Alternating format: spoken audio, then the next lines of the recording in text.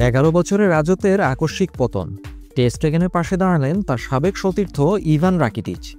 এক দশক ধরে যিনি ছিলেন বার্সেলোনার গোলের নিচে অটল প্রহরী, সেই মার্ক আন্দ্রে টের স্টেগেনের সিংহাসনেই আজ টালমাটাল। 11 বছরের বিশ্বস্ততার পর এই গোলরক্ষক তার ক্যারিয়ারের সম্ভবত সবচেয়ে কঠিন সময়ের মধ্য দিয়ে যাচ্ছেন।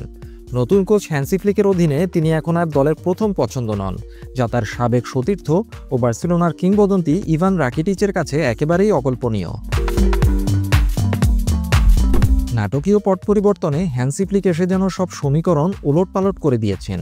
তিনি সরাসরি টের স্টেগেনকে জানিয়ে দিয়েছেন যে স্পানিয়ল থেকে আসা তরুণ গোলরক্ষক জোয়ান গার্সিয়া এবং ওয়েলসি স্ট্রেজেসনির পেছনে তিনি এখন দলের তৃতীয় পছন্দের গোলরক্ষক।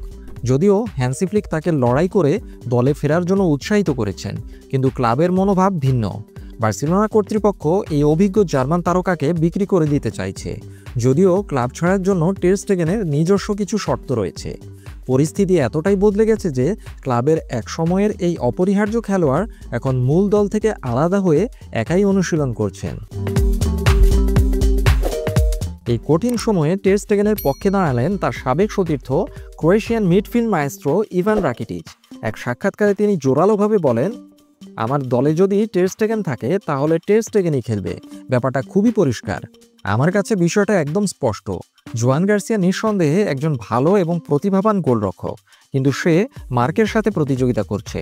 কোচ হ্যান্সি ফ্লিককে এখানে বেশ কঠিন পরিস্থিতির মধ্যে পড়তে হবে, কারণ আপনি একসাথে কেবল একজন গোলরক্ষককেই খেলাতে পারবেন। আর আমরা সবাই জানি ব্যাপারটা কেমন হয়। আপনি প্রথম, দ্বিতীয় বা পঞ্চম গোলরক্ষক যাই হন না কেন, সবাই খেলতে চায়।